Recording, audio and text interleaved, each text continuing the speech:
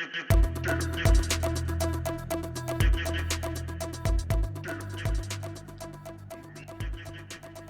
Gaming with the Guys. We're back, and I'm Gaming Greg. And tonight, we're going to do a little bit of a chat. This is going to be a Bungles After Dark solo. Ooh, risque. No, not risque. Just to kind of get you up to speed with what's been happening around here lately. We've been trying to get some battle reports in, but of course, life gets in the way. And just haven't been able to pull everybody in. Everybody's either doing stuff with work, or they are busy with family, so on and so forth. We still do meet on the Wednesday nights, but it's a different thing when we have to do some taping. So, unfortunately, it means another 2-3 weeks probably without battle reports coming up. So instead, what I thought I would do is a brief talk. We're hopefully going to be having an interview with someone in the next week or so. But until that time, I kind of had something kind of nagging at my mind. Just to give you an idea of things that I've been doing while we haven't been gaming. I've been building armies. We've been playing other games. I've gotten a few Bushido games in. Gaming Jason is trying to get his Kabuki box painted. We did play a match with Kabuki versus Imperials off screen, and I think Gaming Jason's going to do really well once he kind of figures things out. I will say, I finally broke my long streak of losses to Gaming Jason in that match, but I put that more. I think that had more to do with Gaming Jason not being familiar with everything that the Kabukis do than anything of me out-strategizing him. Also, my dice did not totally hose me either, so that was helpful. It was a close match. I think I ended up winning 2-1, but it was a good match. So he's hopefully going to be working diligently to get those painted so we could see some more battle reports with those figures. I know he's also waiting to get Kenichi Gumi back from someone, so he could have a special paint job for that, because I know he's dying to play with that figure. I'm also dying that Grandmaster Cody gets his Charlene done, so that way we can tape a epic showdown of Grandmasters using their Grandmaster models. That's something I don't think has been done quite yet, so it might be a first for the Bushido community. We'll see. So that's what they've been doing. I, myself, been putting miniatures together. I finished painting a Blood Bowl team. 11 figures all together, 12 figures all together. It was great. I've been playing some Blood Bowl lately, which will kind of, in a way, ease into what I'm going to be talking about tonight. And that's kind of growing communities and why Games Workshop, particularly 40K, is so dominant. Just some observations that I've made and that I've heard while listening to numerous podcasts and talking with other gamers within our meta and other places.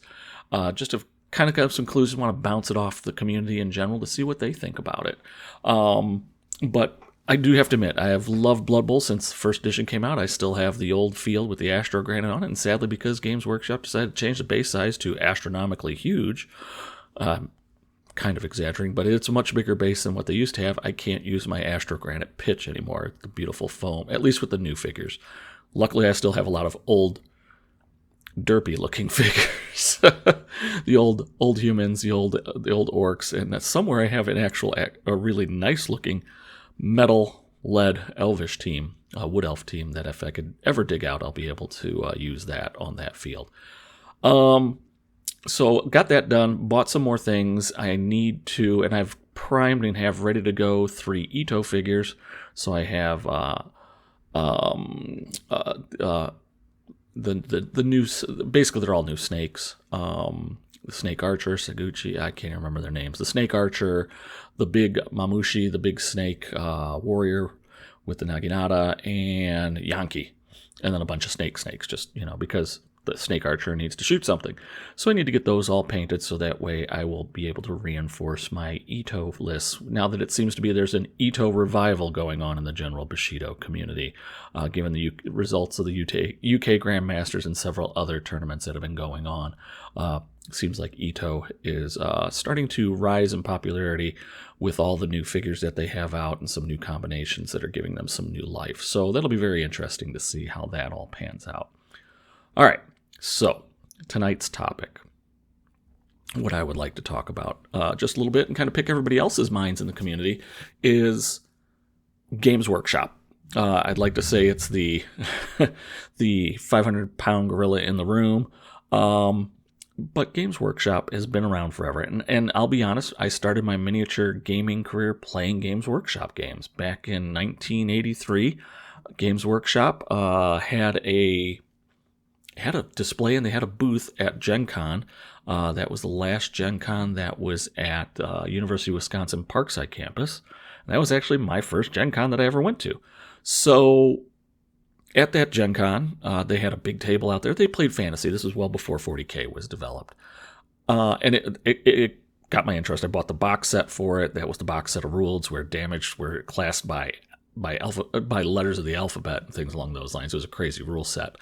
But it was so much fun, and it captured my imagination. And then a few years later came Warhammer 40K Rogue Trader, which I still have my book on the bookshelf there. It's falling apart, which actually it was falling apart within about 3 years because I was thumbing through it and using it so often. Pages were starting to fall out of the binder. Haven't lost any pages, but I try not to open it as much as possible for fear of more pages falling out. Anyway, been playing. I have played that up until probably about 5th, 6th edition. That's I think 5th edition. Me and Gaming Jason were talking about it. We probably stopped playing just as War Machine Mark II was starting to take off. That's the game that Gaming Jason, if you don't count HeroClix and things like that, that's the game that Gaming Jason and Grandmaster Cody first kind of cut their teeth on, was Warhammer 40K. Jason playing his Gene Stealers, Cody playing, as you could imagine, anything that he wanted to paint, and Gaming Greg going from Eldar to Space Marines, again, whatever we had, and usually scrounging up other people's armies that we had around. It was a great time. We had fun with it. We were casual players with it. We played in a couple tournaments here or there, but we were never really serious about it because we were never really that good nor that drawn into it. I enjoyed the lore. I've read some books. I've read the Gaunt Ghost series, but I haven't read much beyond that. I enjoy the lore for what it is. I enjoy the video games immensely. And I loved more of GW's sub-games, such as Blood Bowl, such as Necromunda, such as, they had the boat game, Manowar. I loved Manowar. We played that a lot too. So I loved, and Dark Future, the card game, post-apocalyptic car game, where it's kind of like a combination of Mad Max and some other things. Loved that game too. 40K was always there, and it was always fun to play. You know, I remember playing in my buddy's basement. We didn't even have miniatures. We just used little cardstock chits to represent our guys. We loved playing it so much. But the game has evolved. And like I said, when War Machine Mark II came out, the community where we were at started. GW and Games Workshop and 40K were kind of on a downward spiral. And War Machine Privateer Press was kind of going on an upward swing.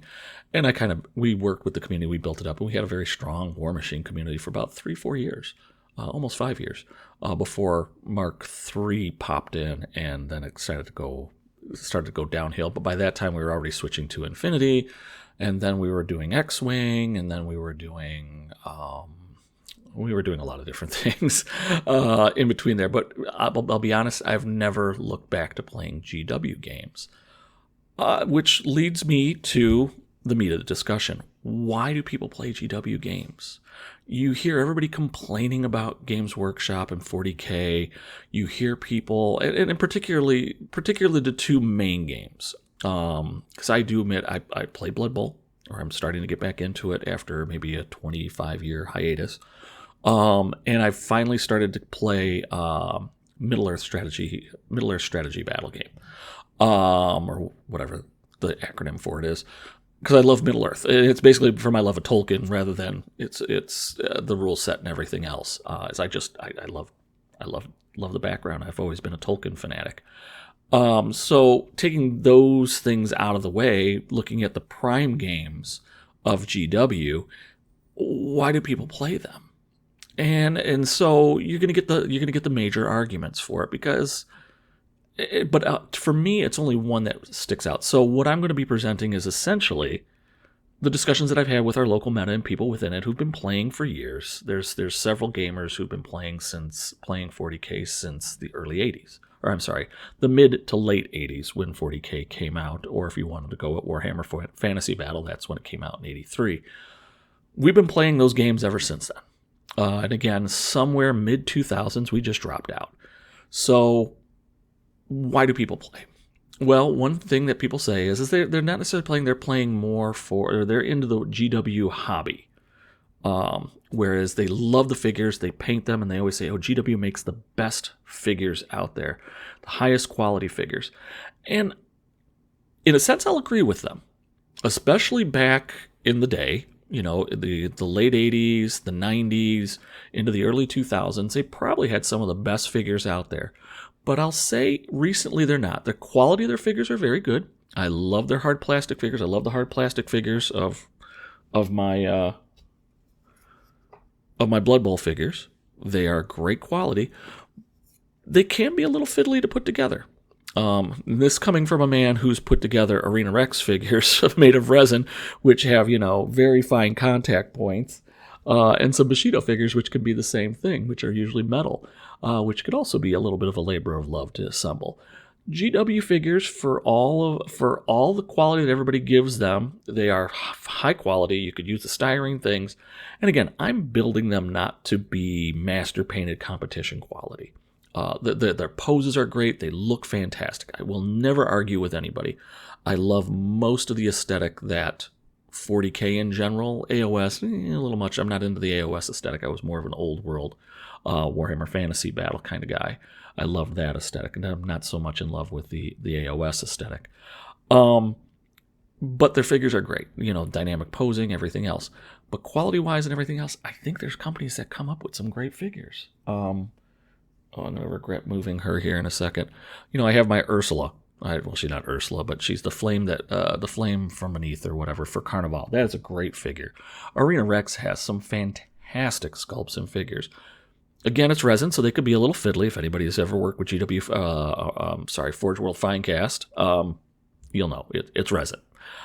Step up from Mantic's early Dreadball figures, which were the PVC stuff, which was just our ResTech, which was just god-awful to work with. They've improved on their stuff immensely. And the plastic quality, I find Warlord figures, they have the same plastic. They may not have the same detail to their figures, but they're doing mostly historicals and things like that. Still a good quality figure. And if you're talking about, ease to put together, no. 40K figures and, just basing myself off the Blood Bowl figures, if you're doing multi-figure sets, they could be a little bit of a pain to put together. Whether one, snipping them off the sprue, unless you have really good sprues or you're going to use your knife to take everything off very carefully. If you're not super, super careful, you're going to leave divots in there that you're either sanding down to get rid of them, or they're just going to leave little chunks in armor or limbs or things like that, or pieces of cape come off of it. So it's not the easiest material to work with. Again, not being a competition painter or somebody, I'm not too concerned about it, but it is a thing. Mold lines, there's still mold lines, not as many. I've had some horrible mold lines on GCT figures, on Mantic figures, Arena Rex figures, TT Combat figures, just about anybody who makes a figure. Just recently, Monster Fight Club, they've had some figures out, and those mold lines were horrible on some of their figures, where they go right across the seam is right across the mid spot of their face, which is just almost impossible to file down or scrape off with a hobby knife. GW still has them. They're not as bad.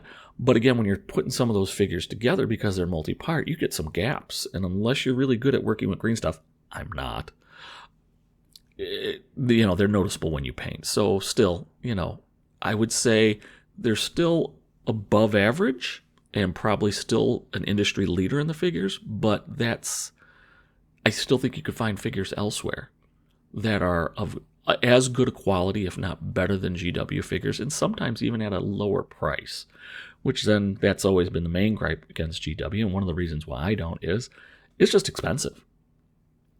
Not saying that other miniature games aren't expensive. I know one of the lures that got us out of 40K back around 5th, 6th edition into War Machine was, it's lower cost because you have fewer figures. Well, that was somewhat of a misnomer. I will say it did help that when we first got into War Machine and people were dragging us in, we went to a con, Flat Con down in Bloomington, Illinois, ages and ages and ages ago. And one of the vendors there was fire selling all of their first edition War Machine figures, like trenchers and jacks and things like that, at 50% off. So that was a great time for me and Gaming Jason to get into War Machine. But it ended up being pricey, and that's just the name of the game. But it wasn't as pricey as GW, and GW's prices continue to go up. Bushido, for all that it is, and those figures can be somewhat expensive, still nowhere near the cost of Warhammer 40k. I also don't need as many. If I'm playing ninjas, I'm playing 4 figures. So even if those figures are running anywhere from $15 to $20, still under $100 to get a viable force out there. I will say, and it was kind of also the thing that got us into Infinity. Oh, you're going to play with 10 figures, maybe 20. And this was, again, very early Infinity, like 2nd edition. Infinity, the figures were not terribly expensive either, especially because our friendly local game store that we would buy a lot of the blisters from had some really old blisters. And one of the things that God bless them, I love them because they still kind of do it to this day. If they bought it 10 years ago and put the blister price on it, they haven't updated that blister price. So I was getting Infinity figures that were still being used and still being sold because they hadn't started going through their recycle and resculpting process at the time. I was getting them at prices that were 5 years old pricing, which was great. So, again, nice value there. And again, even Infinity figures aren't that bad. Now, getting a lot of terrain for the field and whatnot, that's where Infinity's costs, I think, go up. So yeah. So figure-wise, cost-wise, if that is the sole criteria, then I could see some people doing it, especially if you're competition painters and things like that. Although, again, there are so many more figures out, so many more companies, I should say, that are making some fine quality figures that you could use for your gaming and can be competition quality for painting and things like that. I think of Bushido figures would be that way. Heck, even Soda Pop used to have their little chibi figures that were some great figures if you're going to do dioramas and things like that.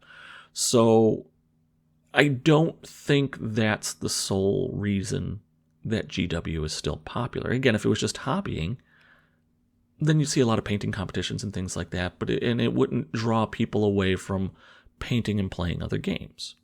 So let's take the hobby aspect out of that a bit. I will say it's a factor, and you might think that all these things that I'm going to talk about are all combined into a factor, but I don't think that's an overwhelming factor. So let's talk now about the game rules themselves.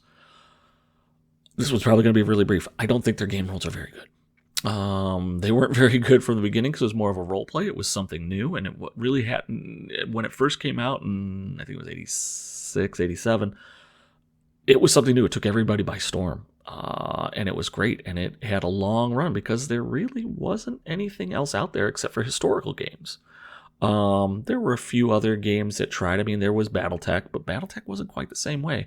Battletech back in the day, you're playing, your force at most was going to be 4 mechs or a lance. And just because of the way it played. Starship Combat, you had Star Trek Combat Simulator at the time, and maybe Silent Death you had at the time from Iron Crown Games. Those were solid games. They never had they had their niche. Starfleet Battles was the other thing that overtook Star Trek Combat Simulator by FASA. Especially once FASA lost the license because Paramount didn't want them screwing with lore. But that's getting off the point. So GW rules early on, they were good. They were okay because they're in a vacuum. Anything could be good.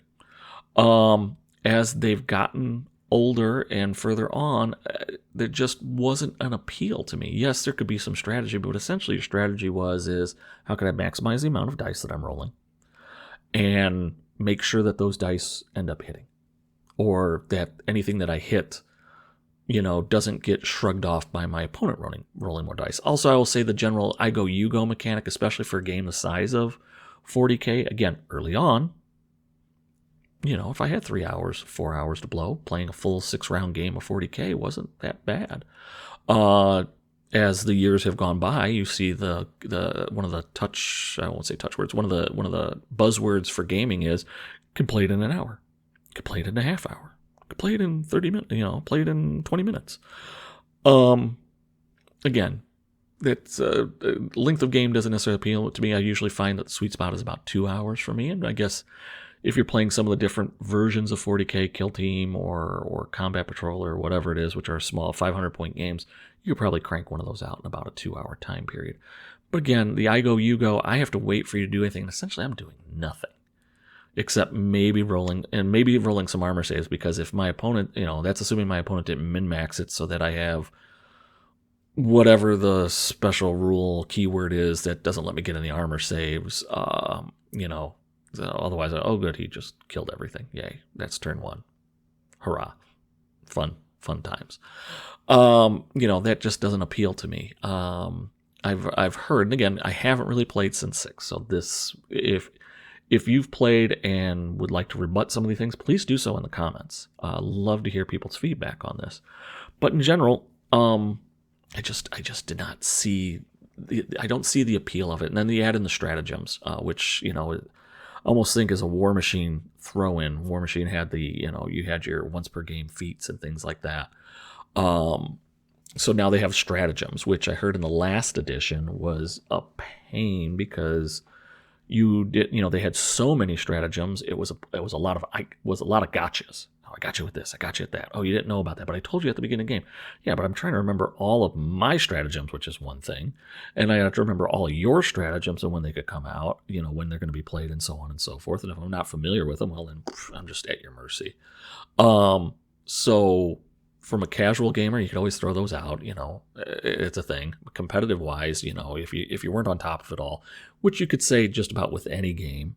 It's what we call lifestyle games here at Gaming with the Guys. If you weren't into the lifestyle of the game, you were just, you're going to be middling to poor at a competitive level. Which, that's just how games are. But again, just from a general rules standpoint, I was never really thrilled with them. Now, they have supposedly, in talking with some other people who are either A, getting back into the game, or B, have never left the game and stayed with it, the rules have gotten somewhat better, but it's still the same thing. It's still the tired systems. They've done some improvements on it to streamline things, but really not. Batman went through a huge streamlining of things, and I will say this for Batman by Night games. Played a little bit in first, played a lot in second. When the new edition, this current edition, came out, I stopped playing. I played a few games. From a core game mechanic standpoint, I love what they've done to the game. They streamlined it, movement so much better. And I do enjoy my miniature games where there's a little bit of resource management going on, which is why I really liked second edition. They still had a little bit of resource management, but they essentially took that out because it was slowing things down, and I don't disagree with them. Combat was faster, more intuitive, smoother, movement smoother, everything else. So why don't I play that game? Well, they monkeyed with the scenarios thing, which I understand. They wanted to improve it. They wanted to make it more dynamic, more mobile. But the way in which they did it, it doesn't appeal to me. I've tried it. It's almost like they've taken a card game and put a miniature game on top of it, or vice versa, or a miniature game with a card game on top of it when dealing with scenarios. Plus, the scenarios are a little wordy, which can be very complicated and hard for a new player to wrap their head around, such as myself. For example, I want Bane to be Bane. Bane goes in and beats the crap out of things, and Bane not getting points for beating the crap out of things seems silly. Yeah, there might be an objective or two that they have in that scenario deck that'll allow Bane to score a point for beating the crap out of somebody. But because the way the game plays now, maybe I'm using that card for something else, and now I got to cycle my deck so that way I get that card back. So hopefully I have another chance to score it. Nah, too much. Anyway, again, off track. So GW rules, but that's something to say. The core mechanic for Batman changed, and that changed for the better. GW has not changed their core mechanic at all. They haven't changed the I go, you go. They haven't changed the, roll to hit, roll to wound, save mechanic. It's essentially the same game. They may have modified things with movement. They may have modified things with. I know that the biggest thing that probably from early editions to now is melee combat, but even then that hasn't changed that much. So yeah, they've kind of slapped some more things on and taken some things away, but essentially it's the same game as not Rogue Trader. Rogue Trader was a whole different beast, but it's essentially the same game as 5th edition was.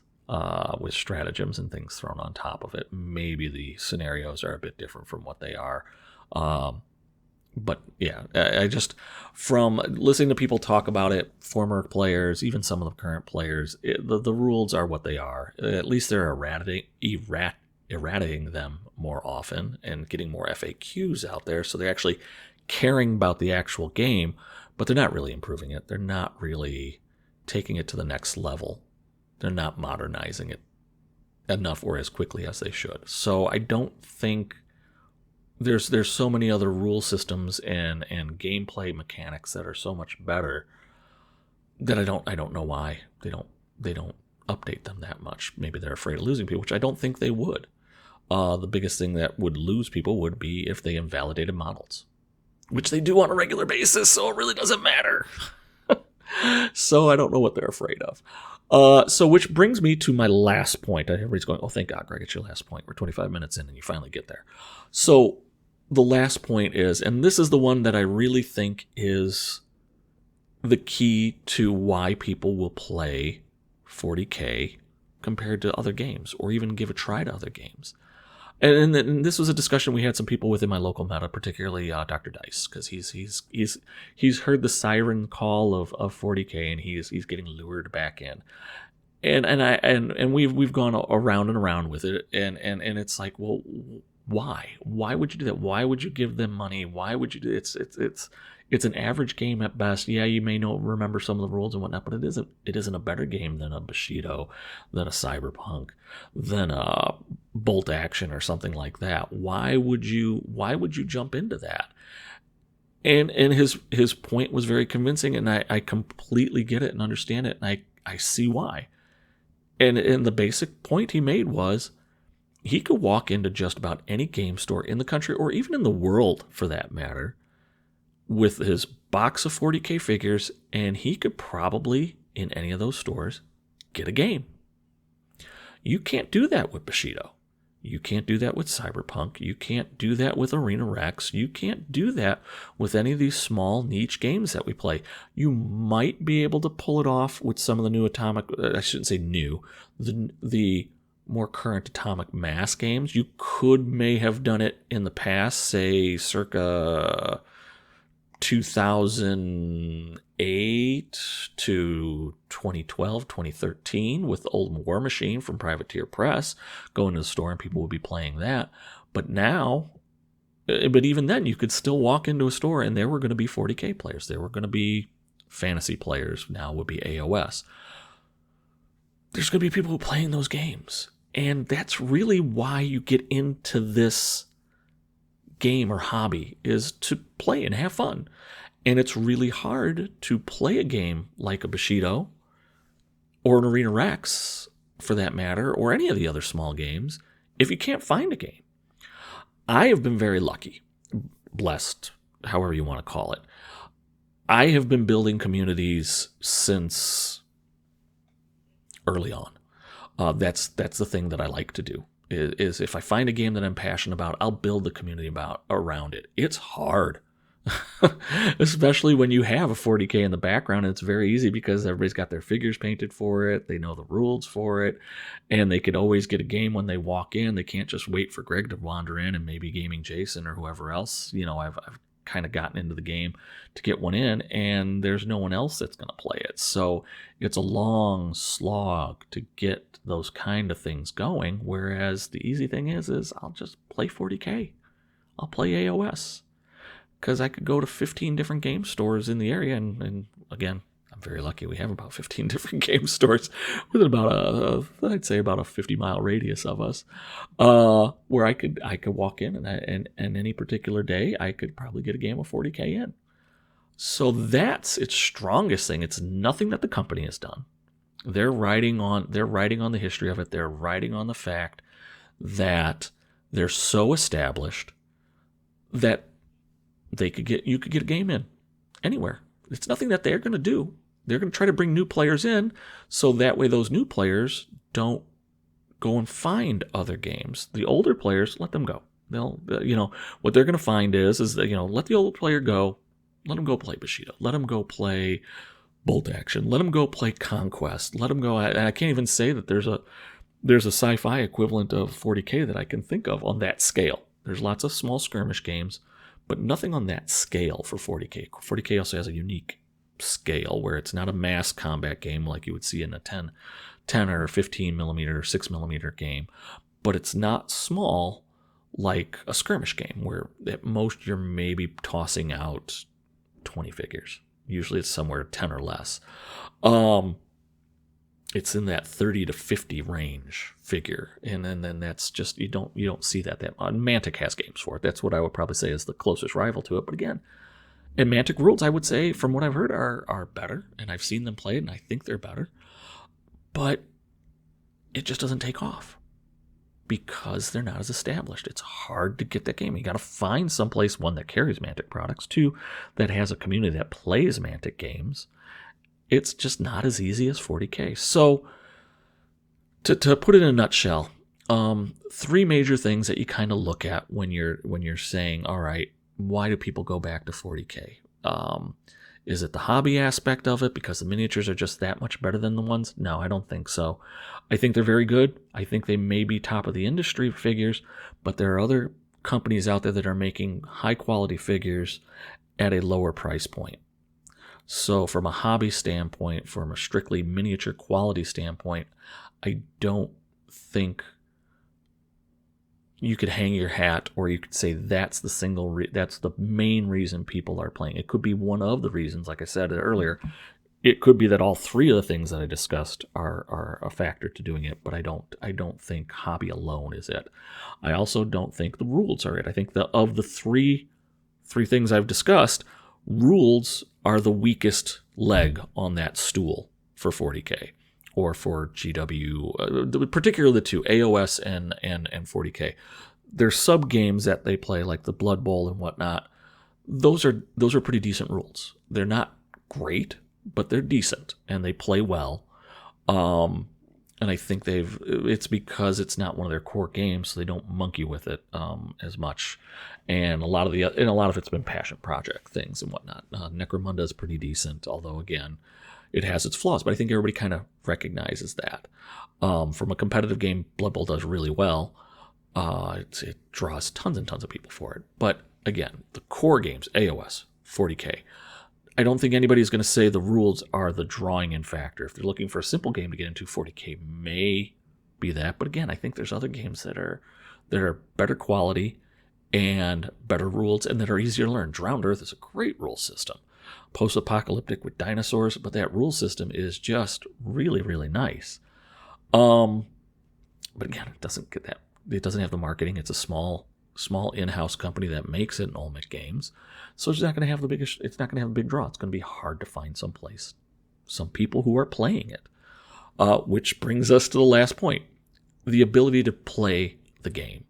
If I can't play the game, or I can't find people to play the game, then why am I getting into the game? I could paint the miniatures, I could put them into competitions and things like that.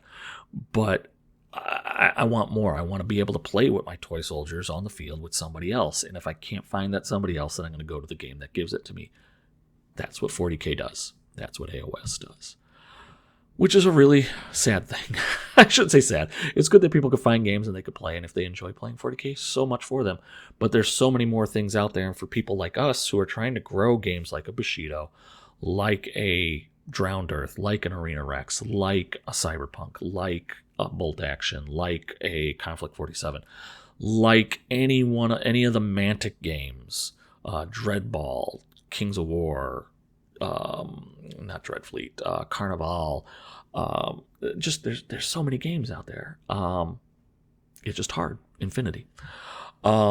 It makes it hard to find those. It makes it hard to stay in those where you could always go and get that game of 40K. So that's kind of my mini rant. It's kind of a peaceful mini rant, if you want to think about it, to kind of fill in for not being able to have a battle report for you where you watch me lose again, which I know everybody enjoys watching. And if you do enjoy watching this, please give me that thumbs up. Say, Greg, you know what? That was a great talk. Okay, or Greg, it was great listening to your voice drone on while I was painting a figure or something like that. Hopefully a figure for Bushido, Carnival, Cyberpunk, whatever. Or even 40K. Heck, if 40K listeners are watching this, so much the better. Give a try to some of these games that I've shouted out about. Give me that like. If you haven't done so already, please subscribe. We always appreciate that. Gaming Jason wants to make sure that I'm reminding everybody that we're trying to grow the channel here, so that we can bring you more content, more good things, more hopefully enlightening discussions. And last but not least, comment. Please let us know what you think. What games do you play? What difficulties do you find in playing the games that you like? Or maybe you're a 40K player. What is it that is appealing to you? Am I missing something? I've kind of given 3 things. I could almost throw a 4th in there, but that would drag things out a little longer. And maybe I'll talk about that another time. The fact that 40K is somewhat as a rule system. I should say rule system. The figures and the player and the figures that you could invest yourself more into them, because it's not, this is Hero X and Hero X has this whole long history. Instead, I'm making the history of it on the tabletop. I'm making, when I used to play, I used to have Brother Gunther. He was my Space Marine, and he's going to go out and kick ass. And then I was invested more in the game. It's hard with some of these other miniature games where they have the characters, they have the backstory. That was one of my things with War Machine when we first got into it, is I want to be that trooper that's going out there. I want to be that warcaster that's controlling the jacks. I don't want it to be whoever the warcaster was at the time, my Vlad. I don't want it to be, so-and-so. I want to be that person. Now, again, some people say, well, it's just a matter of just putting your name in it and shaking out. No, because they've written a history about it. They've done all these things to it. So it's not the same. So that may be another factor too. All right. So you've done all those good things for us. You've subscribed, you've commented, you've given a like. So we appreciate you for all those things. Last but not least, I want you to remember, if you are into playing Bushido and you're looking for a place to get some figures, particularly in the United States, give a check to FireforgeMinis.com. Fireforge Minis has a great selection of Bushido figures, which are somewhat hard to find within the United States. And right now, if you use the promo code at checkout of Gaming with the Guys 10 or GwtG10, you will get 10% off your order. So check them out today, FireforgeMinis.com, and Mike will appreciate it if you use that promo code. So, all right. Thank you so much for everybody listening to me drone on. It went a little longer than I was hoping it was was trying to keep it short, but, well, you know me, I like to talk. So hope you enjoyed this one. Hopefully we'll be back soon. Like I said, the schedule is that we're going to be having a special guest on here in the next week or so. And then hopefully after that, we will be back to some more regular battle reports. So thank you so much for watching. We do appreciate you coming back and listening and watching us. And hey, have a great day or evening, wherever you may be. So long, everybody.